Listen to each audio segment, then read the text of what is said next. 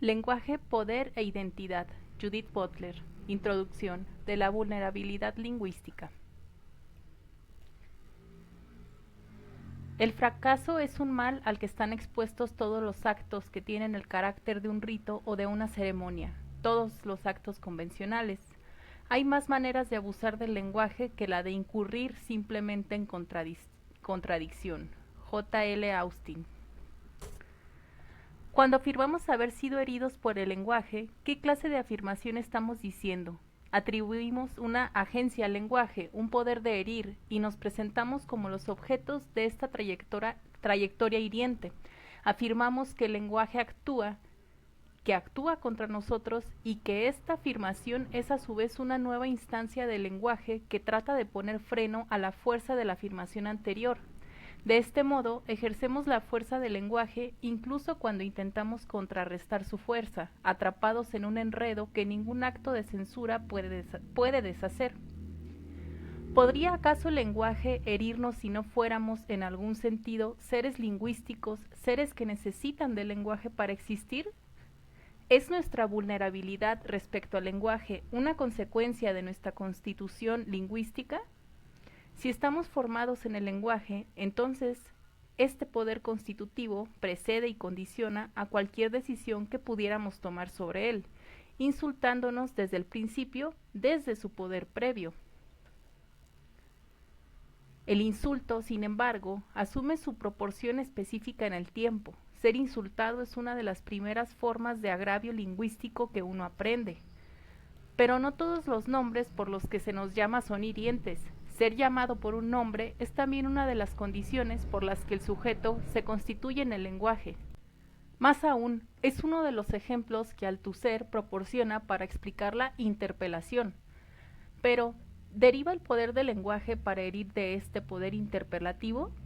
¿Y cómo emerge la agencia lingüística, en caso de que lo haga, de esta escena donde uno se vuelve vulnerable?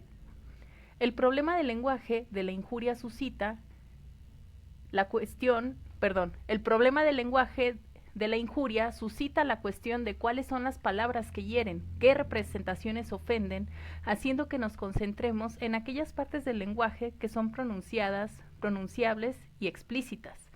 Y sin embargo, el daño lingüístico parece ser el efecto no solo de las palabras que se refieren a uno, sino también del tipo de elocución, de un estilo, una disposición o un comportamiento convencional, que interpela y que constituye a un sujeto. Uno no está simplemente sujeto por el nombre por el que es llamado. Al ser llamado con un nombre insultante, uno es menospreciado y degradado. Pero el nombre ofrece también otra posibilidad. Al ser llamado por un nombre, se le ofrece a uno también, paradójicamente, una cierta posibilidad de existencia social. Se le inicia a uno en la vida temporal del lenguaje, una vida que excede los propósitos previos que animaban ese nombre. Por lo tanto, puede parecer que la elocución insultante fija o paraliza a aquel que se dirige, pero también puede producir una respuesta inesperada que abre posibilidades. Sin ser objeto de la alocución equivale a ser interpelado, entonces la palabra ofensiva corre el riesgo de introducir al sujeto en el lenguaje, de modo que el sujeto llega a usar el lenguaje para hacer frente a este nombre ofensivo. Cuando la palabra es insultante, ejerce su fuerza sobre aquel que hiere. ¿De qué fuerza trata y cómo podríamos llegar a entender su carácter falible? Austin propuso que para saber qué hace efectiva la fuerza de un enunciado, lo que establece su carácter performativo, uno primero debe de localizar el enunciado en una situación de habla total.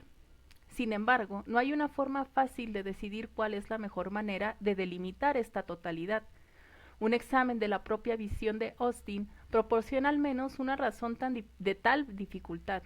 Austin distingue entre actos de habla ilocucionarios y perlocucionarios. Los primeros son actos de habla que, cuando dicen algo, hacen lo que dicen, mientras que los segundos son actos de habla que producen ciertos efectos como consecuencia, al decir algo se derivan ciertos efectos. El acto de habla ilocucionario es el mismo hecho que efectúa, mientras que el perlocucionario solamente produce ciertos efectos que no son los mismos que el acto de habla. Cualquier delimitación de acto de habla total en tales casos ilocucionarios incluiría sin duda una comprensión de cómo ciertas convenciones son invocadas en el momento de la enunciación. Se trataría de saber si la persona que les invoca está autorizada y si las circunstancias de la invocación son correctas. Pero, ¿cómo se delimita esta clase de convención que suponen los enunciados ilocucionarios? Los enunciados que hacen lo que dicen al decirlo no son simplemente convencionales, sino más bien, en palabras de Austin, rituales y ceremoniales, en tanto que enunciados funcionan en la medida en que se presentan bajo una forma de ritual, es decir, repetidos en el tiempo, y por consiguiente presentan un campo de acción que no se limita al momento del enunciado mismo. El acto de habla ilocucionario realiza su acción en el momento mismo en que se pronuncia el enunciado, y sin embargo, en la medida que el momento está ritualizado, nunca es simplemente un momento único. Este momento único en un ritual es una historicidad condensada. Excede a sí mismo hacia el pasado y hacia el futuro. Es un efecto de invocaciones previas y futuras que al mismo tiempo constituyen y escapan a la enunciación. La afirmación de Austin, según la cual solo es posible conocer la fuerza de un enunciado una vez que la situación total de habla puede ser identificada, se ve amenazada por una dificultad constitutiva. Si la temporalidad de la convención lingüística, considerada en tanto que ritual, excede el momento de la enunciación, y si ese exceso no puede ser ni completamente aprehensible ni identificable. El pasado y el futuro del enunciado no pueden ser narrados con ninguna certeza. Entonces parece que parte de lo que constituye esa situación total de habla es la imposibilidad de lograr una forma totalizada en cualquiera de los dos casos.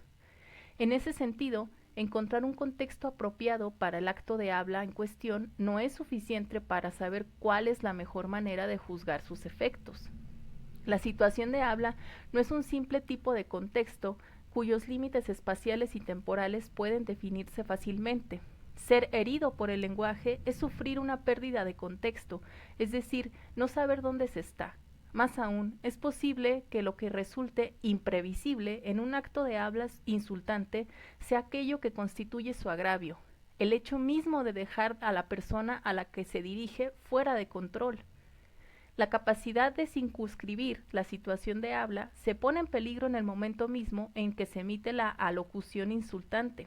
Ser objeto de un enunciado insultante implica no solo quedar abierto a un futuro desconocido, sino también no saber ni el tiempo ni el espacio del agravio y estar desorientado con respecto a la posición de uno mismo como efecto de tal acto de habla.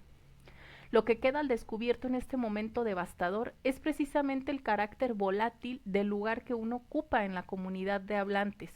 Tal acto de habla le puede poner a uno en su puesto, pero ese puesto puede no tener lugar. La supervivencia lingüística implica que un cierto tipo de supervivencia tiene lugar en el lenguaje. De hecho, el discurso sobre el lenguaje de odio hace referencia constantemente a esta supervivencia. Afirmar que el lenguaje hace daño o, por cifrar la frase utilizada por Richard Delgado y Mari Matsuda, que las palabras hieren, es combinar los vocabularios lingüísticos y los físicos. El uso del término herir sugiere que el lenguaje puede actuar de forma similar a aquello que causa un dolor físico o una herida. Charles Lawrence se refiere al lenguaje racista como una agresión verbal, poniendo de relieve que el efecto del insulto racista equivale a recibir una bofetada en la cara. La herida es instantánea. Algunas formas de insulto racial producen síntomas físicos que temporalmente dejan inválida a la víctima. Estas formulaciones sugieren que el daño lingüístico actúa como una herida física, pero el uso del símil indica que se trata, después de todo, de una comparación de dos casos diferentes. Consideremos más bien que la comparación podría simplemente implicar que las dos heridas pueden ser comparadas únicamente de una forma metafórica. De hecho, parece que no existe un lenguaje específico para el problema del daño lingüístico, de tal manera que nos vemos obligados a tomar prestado del vocabulario físico. En este sentido, la conexión metafórica entre la vulnerabilidad física y lingüística resulta esencial en la descripción de la vulnerabilidad lingüística misma. Por una parte, el hecho de que parezca no haber una descripción que sea propia al daño lingüístico hace aún más difícil identificar la especificidad de la vulnerabilidad lingüística con respecto frente a la vulnerabilidad física. Por otra parte, el hecho de que las metáforas físicas se utilicen muy a menudo para describir el daño lingüístico indica que esta dimensión somática puede ser importante para entender el dolor lingüístico. Ciertas palabras o ciertas formas de dirigirse a alguien operan no solo como amenazas contra su bienestar físico, sino que tales expresiones alternativamente preservan y amenazan al cuerpo. El lenguaje preserva el cuerpo, pero no de una manera literal, trayéndolo a la vida o alimentándolo. Más bien, una cierta existencia social del cuerpo se hace posible gracias a su interpelación en términos de lenguaje. Para entender esto, uno debe imaginarse una escena imposible en la que un cuerpo al que no le ha sido dada aún una definición social, un cuerpo que es, estrictamente hablando, inaccesible, se vuelve accesible en el momento en que nos dirigimos a él, con una llamada o una interpelación que no descubre el cuerpo, sino que lo constituye fundamentalmente. Podríamos pensar que para que se dirijan a uno debe ser primero reconocible, pero en este caso la inversión althusseriana de Hegel parece apropiada.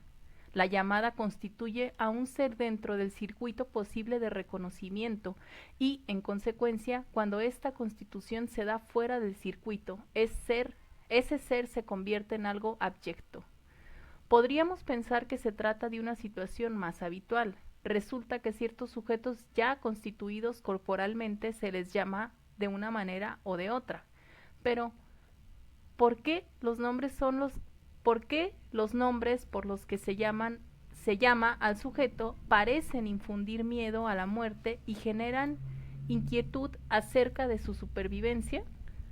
¿Por qué debería una mera alocución lingüística producir ese miedo como respuesta? No es, en parte, porque esta alocución recuerda y reproduce aquellas alocuciones previas que le dieron y le dan existencia.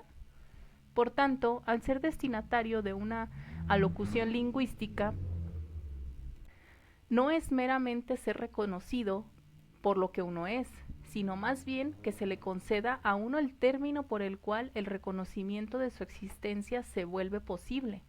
Se llega a existir en virtud de esta dependencia fundamental de la llamada del otro.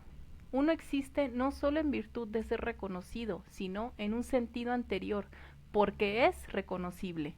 Los términos que facilitan el reconocimiento son aquellos mismos convencionales, son los efectos y los instrumentos de un ritual social que decide, a menudo, a través de la violencia y la exclusión, las condiciones lingüísticas de los sujetos aptos para la supervivencia.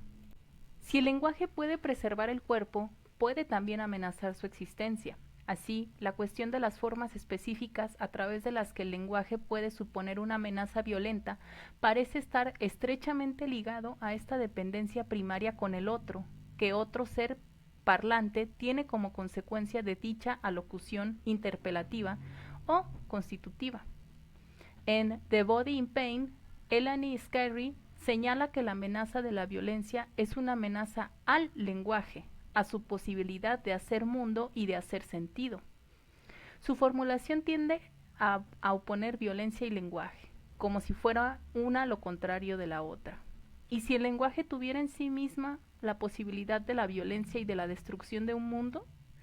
Según el argumento convincente de Scarry, el cuerpo no es simplemente anterior al lenguaje. Más bien, el dolor del cuerpo no puede expresarse en el lenguaje. El dolor hace añicos el lenguaje, y aunque el lenguaje puede hacer frente al dolor, no puede, sin embargo, aprenderlo. Scarry muestra la irrepresentabilidad del dolor desbaratada. El esfuerzo moralmente imperativo de representar el cuerpo que sufre. Una de las consecuencias dañinas de la tortura, según ella, es que el torturado pierde la capacidad de documentar en el lenguaje el evento de la tortura. Por lo tanto, uno de los efectos de la tortura es la eliminación de su propio testigo.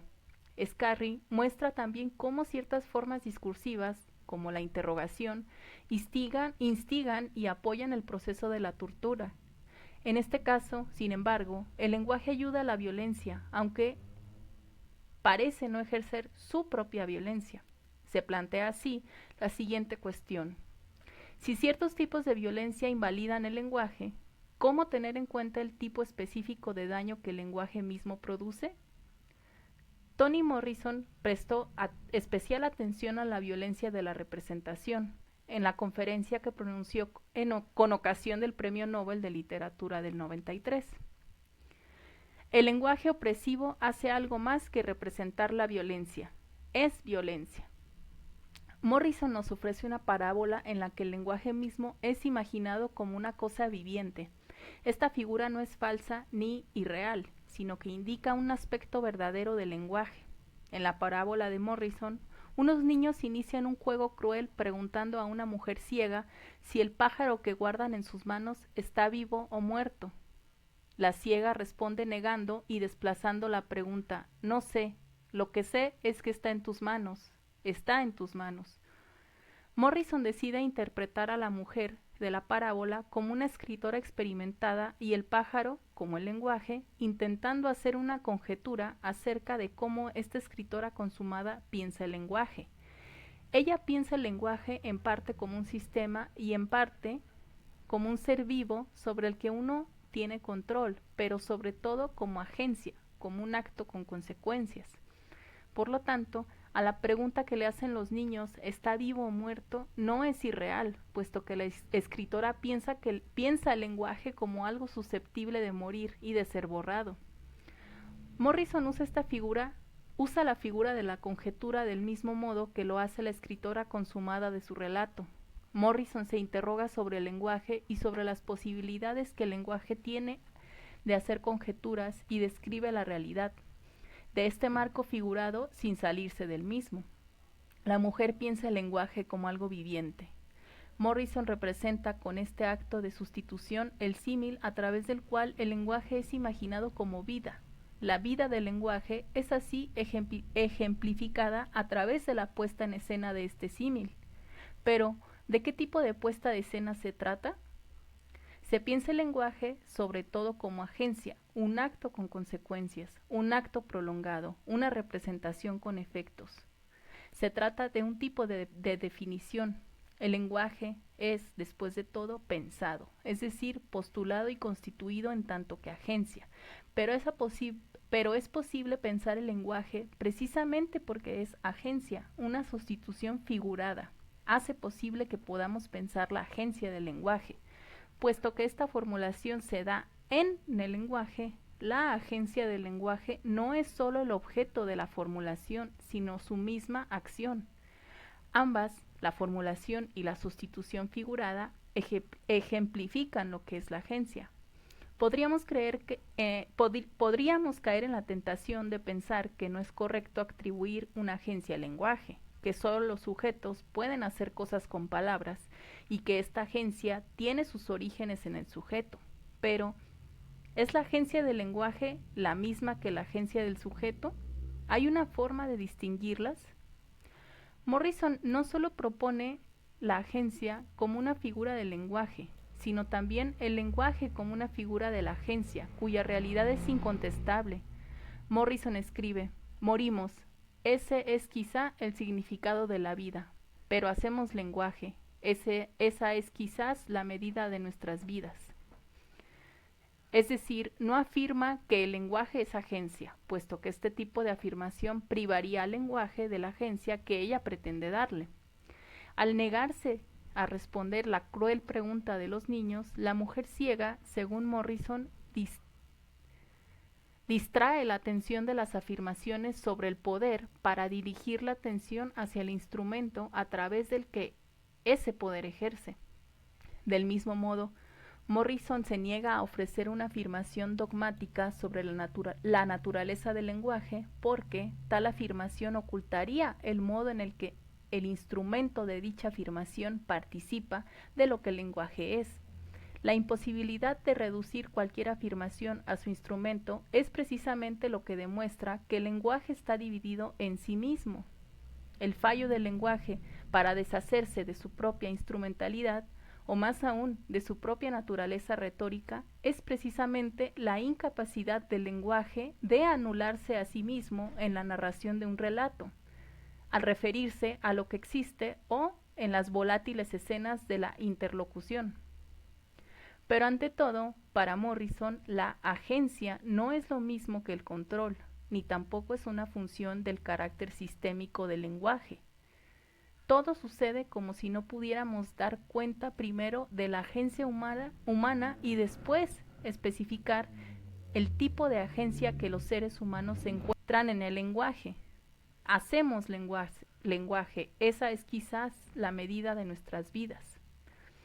Hacemos cosas con palabras, producimos efectos con el lenguaje y hacemos cosas al lenguaje, pero también el lenguaje es aquello que hacemos. El lenguaje es el nombre de lo que hacemos, al mismo tiempo aquello que hacemos. El nombre de una acción que llevamos a cabo de forma característica y de aquello que efectuamos, el acto y sus consecuencias. En la parábola de Morrison establece una relación de analogía entre la mujer ciega y la escritora experimentada, sugiriendo que escribir es en cierto sentido como estar ciego. No se puede saber en qué manos caerá la escritura, cómo será leída y usada, ni las fuentes últimas de las que se derivan. En la parábola, la escena es una interlocución en la que los niños se aprovechan de la ceguera de la mujer para forzarle a tomar una decisión que ella no puede tomar y en la que la fuerza de esa pregunta reside en lo que la mujer interpreta, ejerciendo una agencia que la pregunta pretende negar. Pero la mujer ciega no toma ninguna decisión, sino que más bien llama la atención sobre el instrumento a través del que se ejerce el poder, haciendo que la elección resida en las manos del interlocutor que ella no puede ver. La mujer ciega no puede saber, según la interpretación de Morrison, si el lenguaje sobrevivirá o morirá en las manos de aquellos que lo utilizan con la fuerza de la crueldad. La cuestión de la responsabilidad es crucial tanto en la parábola como en la lectura que de ella ofrece Morrison, a través de la figura de las manos de los niños, de aquellos que heredan la responsabilidad de la supervivencia o de la muerte del lenguaje. La escritora es ciega con respecto al futuro del lenguaje en el que escribe. De este modo, el lenguaje se piensa sobre todo como agencia y a diferencia, por una parte, de formas de dominio y de control y por otra, de la clausura del sistema. La analogía utilizada por Morrison sugiere que el lenguaje vive o muere como un ser vivo puede vivir o morir, de modo que la cuestión de la supervivencia es central en la relación a la cuestión de cómo se usa el lenguaje. Morrison afirma que el lenguaje opresivo es violencia, y no simplemente una representación de la violencia. El lenguaje opresivo no es un sustituto de la experiencia de la violencia, produce su propio tipo de violencia. El lenguaje permanece vivo cuando se niega a encapsular o a capturar los hechos y las vidas que describe. Pero cuando trata de efectuar esa apropiación, el lenguaje no solo pierde su vitalidad, sino que adquiere su fuerza violenta, aquella que Morrison a lo largo de su conferencia asocia con el lenguaje del Estado y con la censura.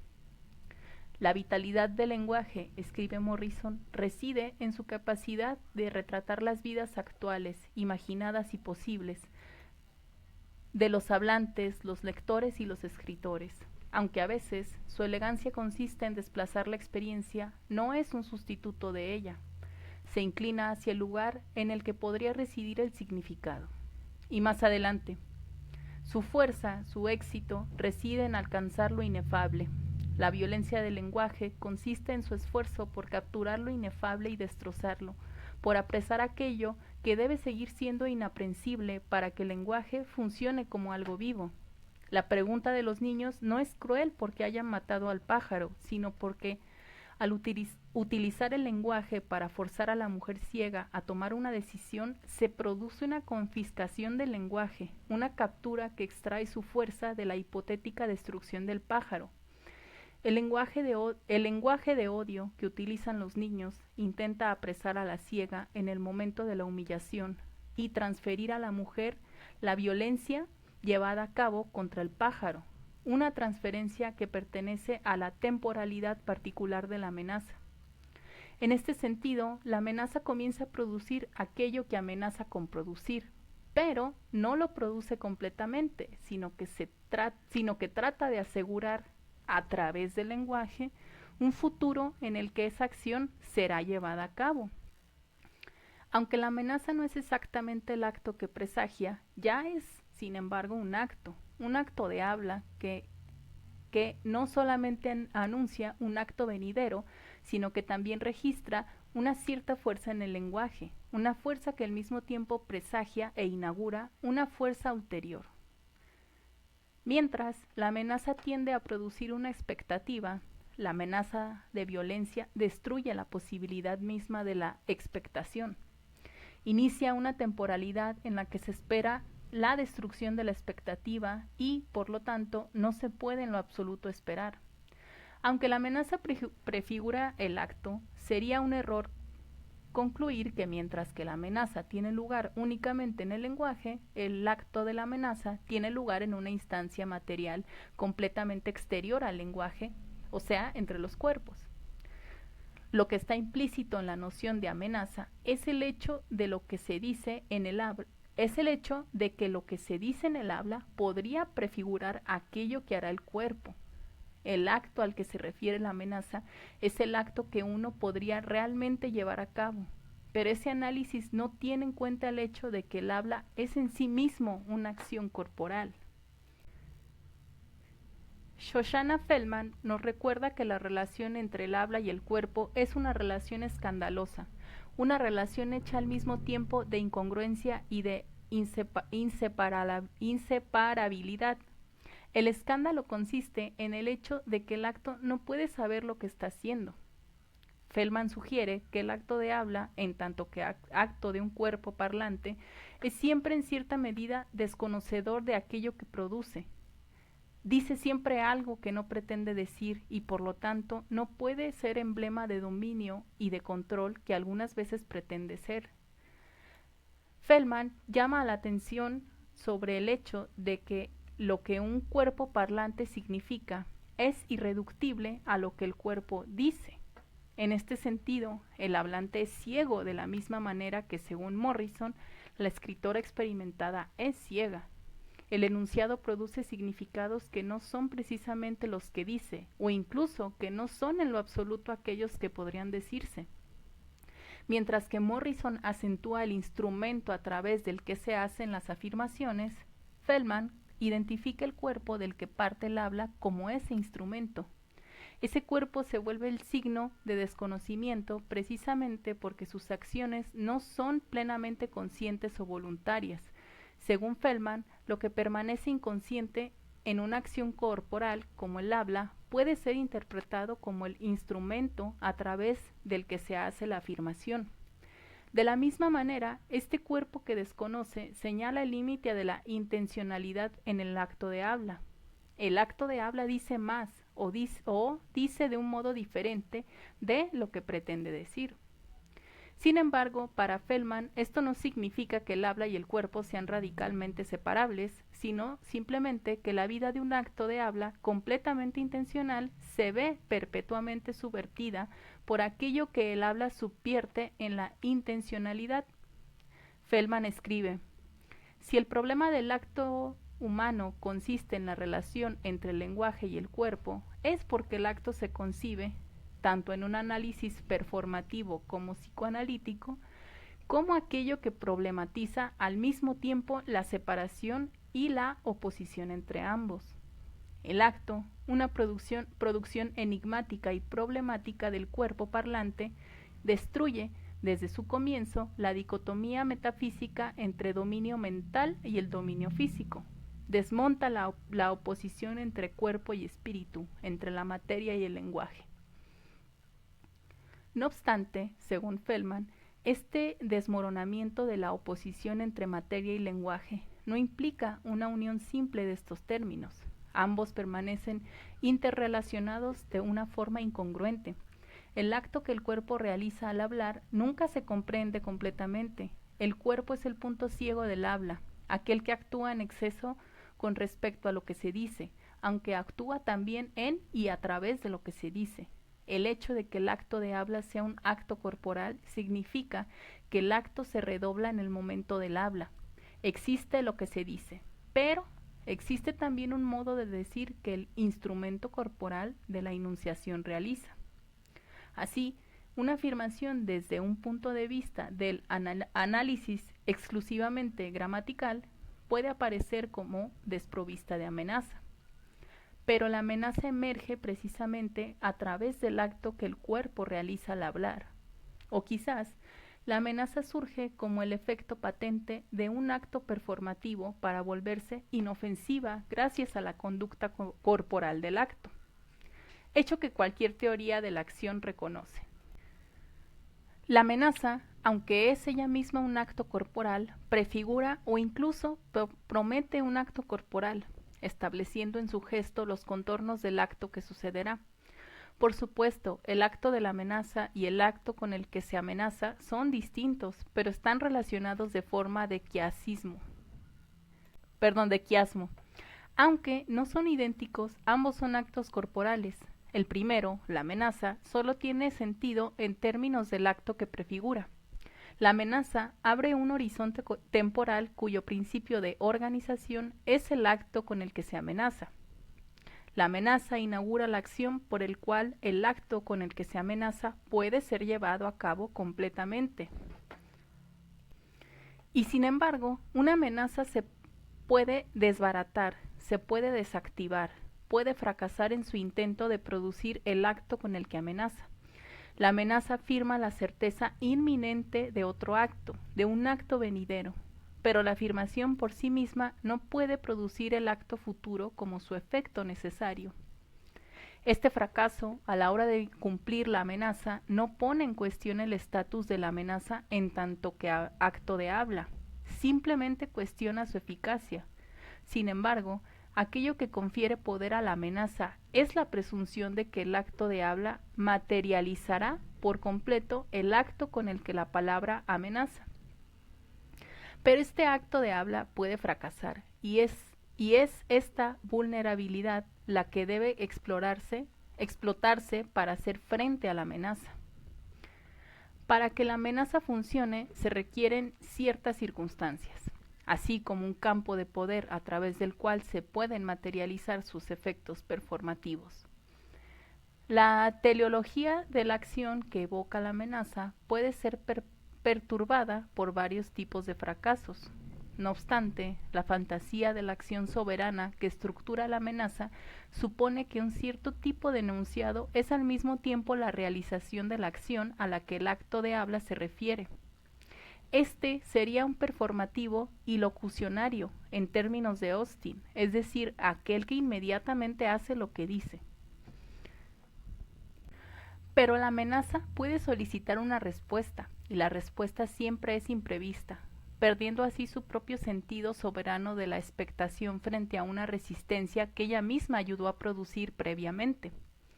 En lugar de destruir la posibilidad de respuesta, dejando a la persona a la que se dirige paralizada de miedo, se puede hacer frente a la amenaza por medio de otro tipo de acto performativo, un acto que saca partido del carácter doble de la acción de la amenaza, o sea, de aquello que se realiza intencionalmente y no intencionalmente al hablar, para enfrentar una parte del habla a la otra, echando por tierra el poder performativo de la amenaza.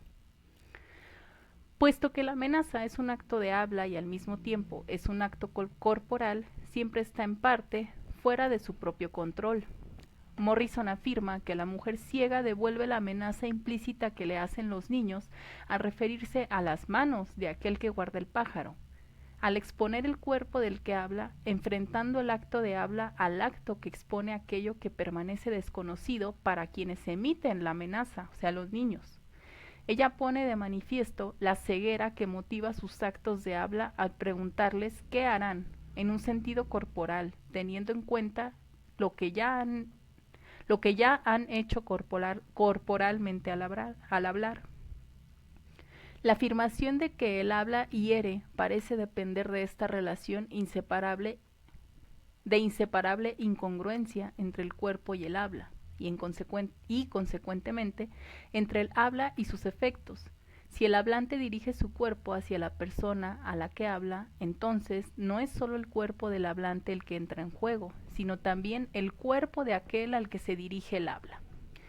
¿Se limita el hablante simplemente al hablar o implica su propio cuerpo en relación con el otro, haciendo explícita la vulnerabilidad en el cuerpo del habla?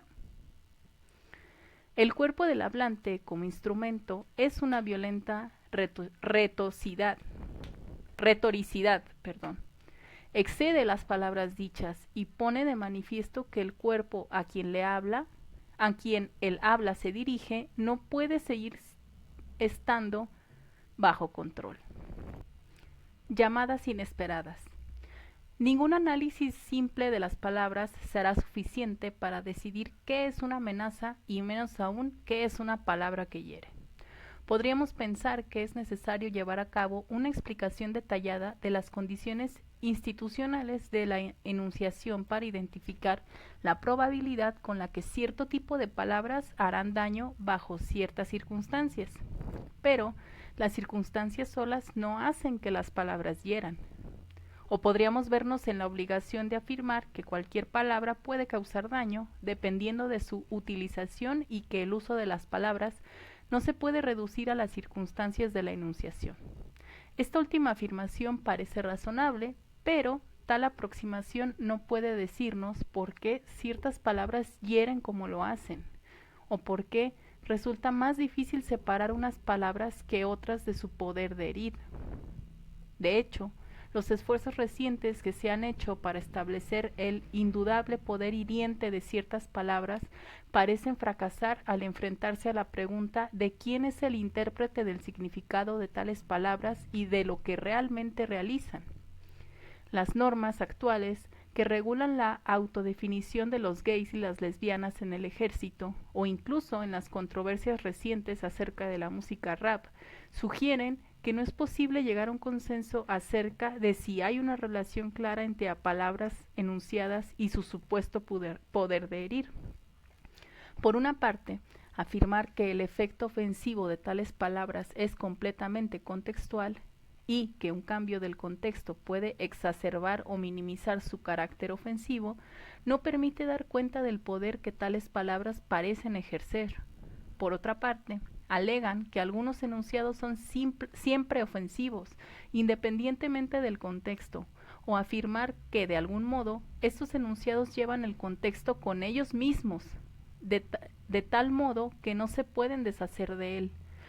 Esto no es ofrecer una explicación de cómo se invoca y se reestructura el contexto en el momento de la enunciación.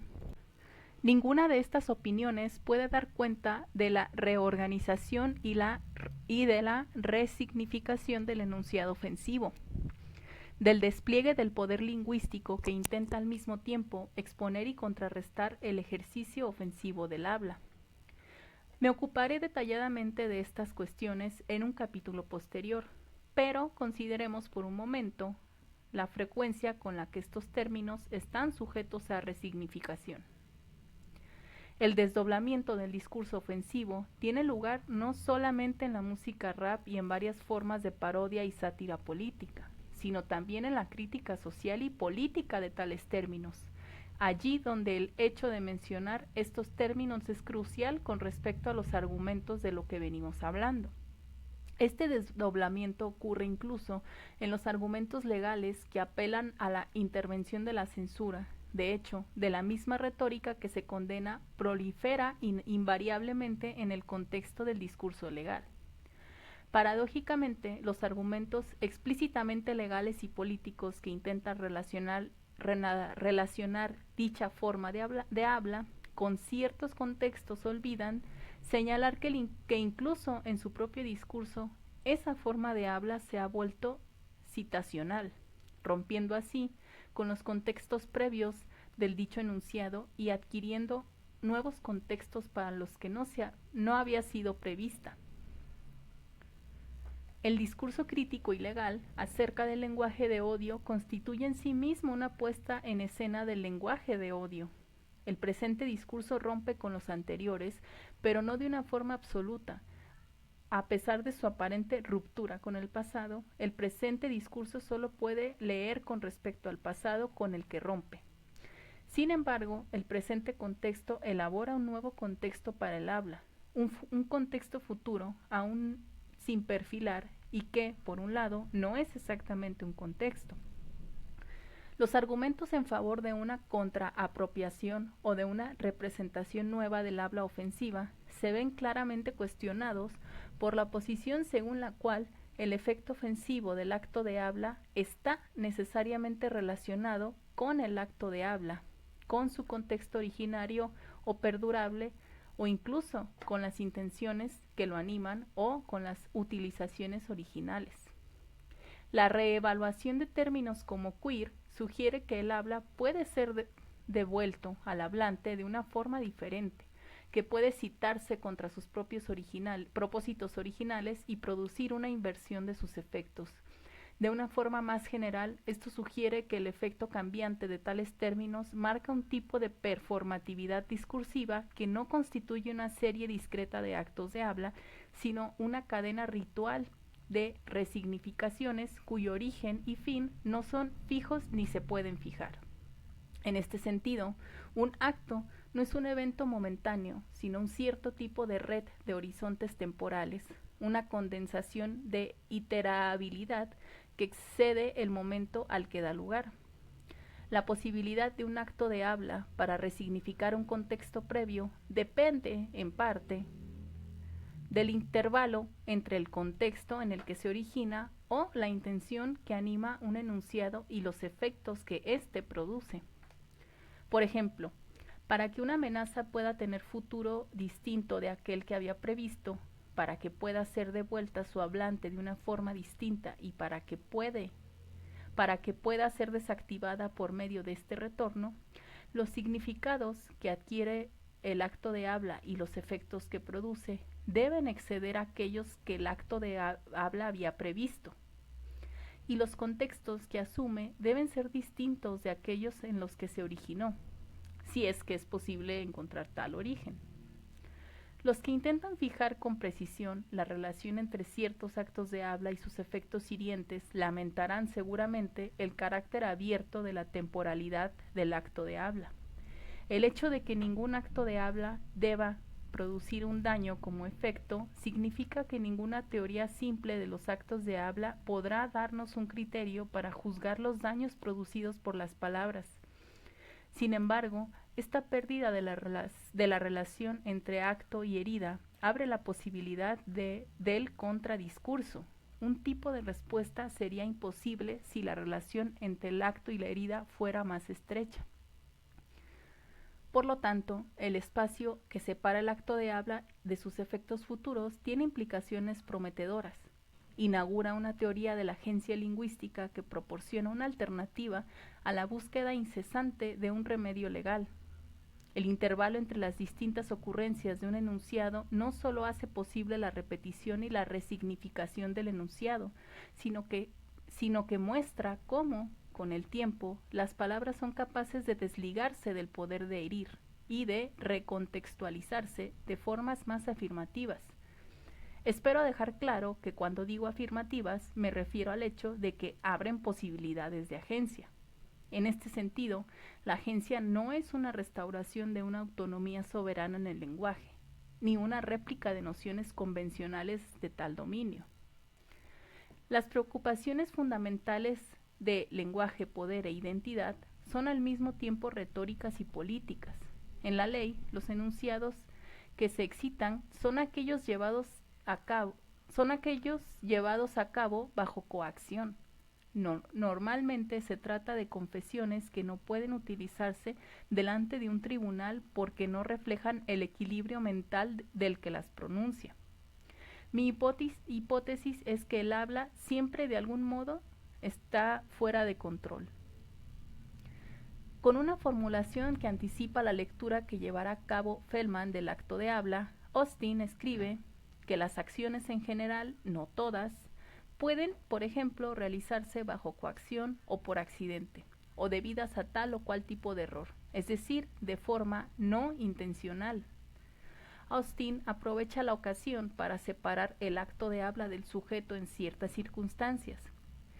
En muchos de estos casos nos resistimos a afirmar que tal acto fue llevado a cabo o que él lo hizo, dice Austin. Desligar el acto de habla del sujeto soberano permite fundar la noción alternativa de la agencia y finalmente de responsabilidad, una noción que reconozca plenamente el modo en el que el sujeto se constituye en el lenguaje, así como el hecho de que aquello que el sujeto crea se deriva también de otras fuentes. A diferencia de algunos críticos que confunden la crítica de la soberanía con la eliminación de la agencia, lo que yo propongo es que la agencia comienza allí donde la soberanía declina. Aquel que actúa, que no es lo mismo que el sujeto soberano, actúa precisamente en la medida en que él o ella está constituido en tanto que actor y, por lo tanto, opera desde el principio dentro de un campo lingüístico de restricciones que son al mismo tiempo posibilidades. La noción de sujeto soberano emerge en el discurso sobre el lenguaje de odio de formas diversas. En primer lugar, se imagina a aquel que habla como ejerciendo un poder soberano que realiza lo que él o ella dice cuando lo dice. Igualmente, el habla estatal toma a menudo un carácter soberano, de tal modo que las declaraciones son, con frecuencia y literalmente, actos de la ley. Sin embargo, para Austin, el esfuerzo por localizar tales actos de habla y locucionarios resulta problemático y le llevará a inventar una serie de condiciones y de nuevas distinciones para poder tener en cuenta la complejidad del espacio performativo. No todos los enunciados que tienen la forma de un performativo, ya sea ilocucionario o perlocucionario, funcionan realmente. Esta intuición tiene importantes consecuencias para la consideración de la posible eficacia del lenguaje de odio. Retóricamente, la afirmación según la cual algunas formas de habla no solo comunican odio, sino que constituyen en sí mismas un acto hiriente, presupone no solo que el lenguaje actúa, sino que actúa sobre aquel al que se dirige de forma hiriente. Sin embargo, hay que tener en cuenta que ambas afirmaciones son diferentes, puesto que no todos los actos de habla son la clase de acto que actúa sobre alguien con tal fuerza. Por ejemplo, puedo pronunciar un acto de habla ilocucionario en el sentido de Austin y decir yo te condeno, pero si no estoy en una posición que hace que mis palabras sean consideradas como obligatorias, este acto de habla que he emitido será desafortunado o fracasará. En el sentido de Austin, aquel al que se dirige el enunciado escapará ileso. Por lo tanto, muchos actos de habla pueden considerarse como conducta en un sentido estrecho, pero no todos ellos tienen el poder de producir los efectos o de desencadenar una serie de consecuencias. Más aún, en este sentido, muchos de estos actos de habla aparecen como cómicos, de modo que podríamos leer el libro de Austin, Cómo hacer cosas con palabras, como un catálogo cómico de tales performativos fallidos. Un acto de habla puede ser un acto sin necesariamente ser un acto eficaz. Si emito un performativo fallido, es decir, si le doy una orden y nadie la escucha ni la obedece, o si hago una promesa y no hay nadie a quien hacérsela, sigo realizando un acto, pero realizo un acto con muy poco o ningún efecto, o al menos no con el efecto que el acto promete. Un performativo es capaz no solo cuando realiza el acto, sino cuando a partir de ese acto se derivan un conjunto de efectos. Actuar lingüísticamente no implica necesariamente producir efectos, y en este sentido, un acto de habla no es siempre una acción eficaz. Decir que existe una confusión entre el habla y la acción no quiere decir necesariamente que el habla actúa de forma eficaz. Austin propone una tipología provisional de los enunciados performativos. El acto ilocucionario es aquel en el que al decir algo, uno está haciendo algo al mismo tiempo. El juez dice, yo te condeno.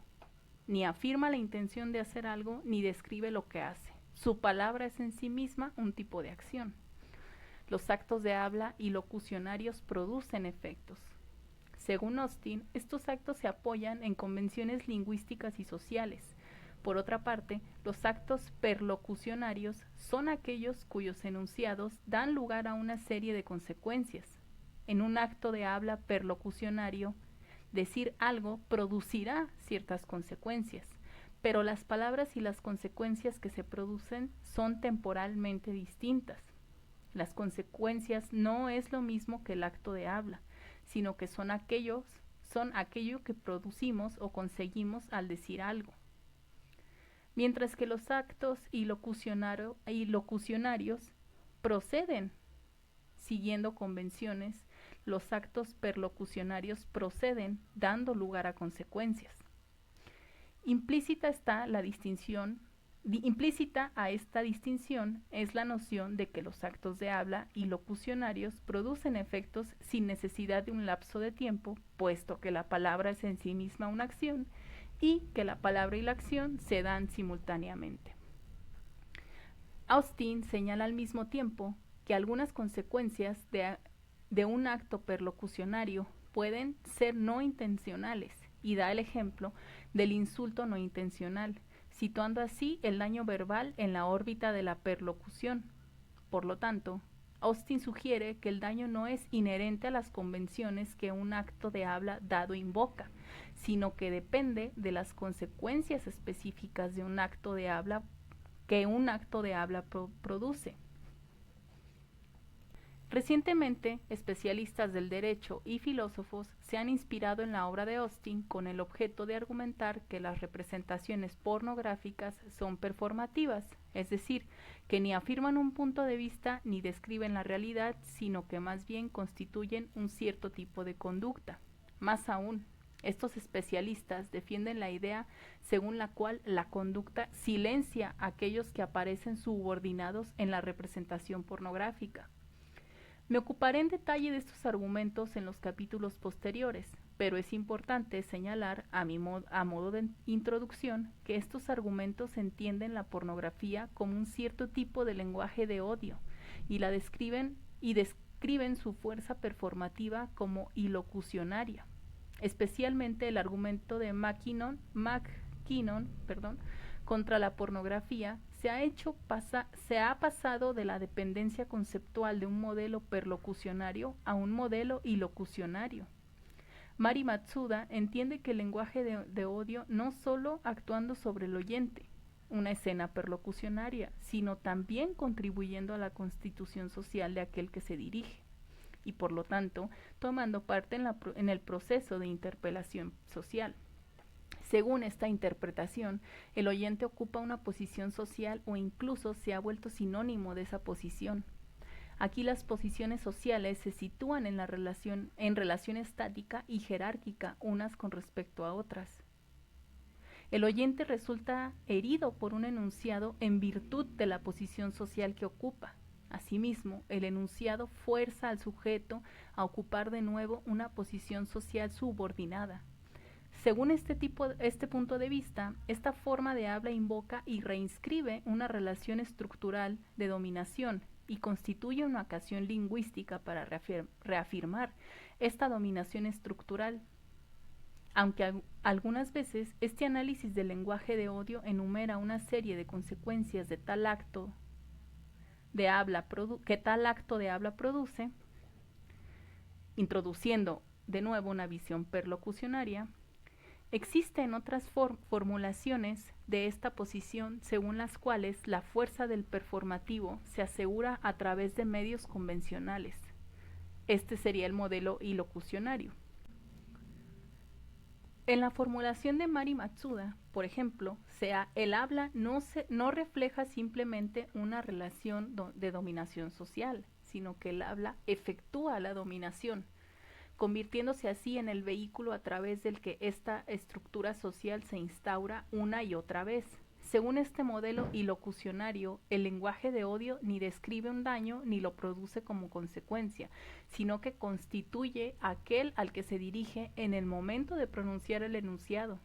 En el acto de habla del mismo, en la realización del daño mismo, el daño se entiende como subordinación social. Lo que hace el lenguaje de odio es colocar al sujeto en una posición subordinada. Pero, ¿qué es lo que le da al lenguaje de odio el poder de ubicar al sujeto con tanta eficacia? ¿Es el lenguaje de odio tan eficaz en un sentido austiniano, como aparece en este análisis, o por el contrario, existen casos fallidos que harían de su poder constitutivo menos eficaz de lo que implica esta descripción a la que nos venimos refiriendo? Por el momento, me gustaría poner en cuestión la suposición según la cual el lenguaje de odio funciona siempre y en todos los casos. No se trata de minimizar el dolor que se sufre a causa del lenguaje de odio, sino de dejar abierta la posibilidad de su fracaso, puesto que esta apertura es la condición de una respuesta crítica. Si la explicación del daño que produce el lenguaje de odio excluye la posibilidad de una respuesta crítica a tal daño, la explicación no hace sino confirmar los efectos totalizadores de tal daño. Estos argumentos son a menudo útiles en contextos legales, pero son contraproducentes a la hora de pensar formas de agencia y resistencia no estatales. Aunque el lenguaje de odio se esfuerza por constituir un sujeto por medios discursivos, ¿es acaso esta constitución su resultado final necesario y efectivo? ¿Existe una posibilidad de perturbar y subvertir los efectos producidos por tales palabras, un margen de error que llevaría a deshacer el proceso de constitución discursiva? ¿Qué clase de poder se atribuye al lenguaje para que podamos imaginarlo con el poder de constituir al sujeto con tal éxito? El argumento de Matsuda supone que el momento en el que se da una enunciación de odio se enuncia una estructura social. El lenguaje de odio invoca de nuevo la posición de dominación y la consolida en el momento del habla, en tanto que rearticulación lingüística de una dominación social. El lenguaje de odio se convierte, según Matsuda, en el lugar de la reproducción mecánica y previsible del poder. De alguna manera, Austin subraya repetidamente la cuestión de la avería mecánica o del fallo y la imposibilidad de predecir las diferentes maneras en las que el lenguaje hablado puede funcionar mal. De una forma más general, sin embargo, existen razones para preguntarse si una noción estática de la estructura social se reproduce en el lenguaje de odio, o si tales estructuras, al ser reiteradas, repetidas, rearticuladas, sufren una destrucción. ¿Podríamos entender el acto de habla de odio como menos eficaz, más propenso a la innovación y a la subversión, si tuviéramos en cuenta la vida temporal de esa estructura que se dice que enuncia? Si tal estructura depende de su enunciación para su continuación, entonces debemos situar a la pregunta por su continuidad en lugar de la enunciación. ¿Puede existir un enunciado que rompa la continuidad de la estructura o que subvierta la estructura a través de la repetición en el lenguaje? En tanto que invocación, el lenguaje de odio es una acción que invoca actos previos y que requiere una repetición en el futuro para sobrevivir. ¿Existe una repetición que pueda separar al acto de habla de las convenciones que lo sostienen, de tal modo que su repetición, en lugar de consolidarlo, eche por tierra su eficacia nociva?